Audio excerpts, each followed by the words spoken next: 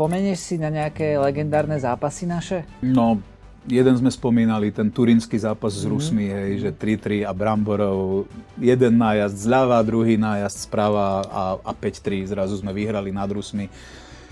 Neviem, či to nebol aj taký, že najkrajší zápas, ktorý sme kedy, vlastne naša reprezentácia, ktorý kedy odohrala. Hej. Samozrejme, tiež zápas s Rusmi, ale vo Vancouveri, ktorý rozhodol nebohý Demo tým svojím krásnym, nepozme blafák, ale ten jeho dloubáčik, taký áno, že si to natiahol a že od mantinelu a ten Brizgalov sa mu už odsunul, ale mu to tak ťuk do protipohybu.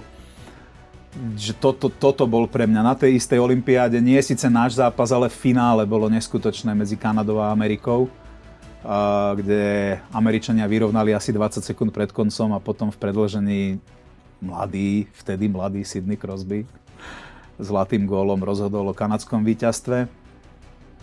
Určite potom samozrejme naša jediná medaila na majstrovstvách sveta, pri ktorej som ako komentátor bol, v roku 2012 striebro, tak a štvrťfinále s Kanadou, aj semifinále s Čechmi, že to sú zápasy, ktoré ti hneď prídu na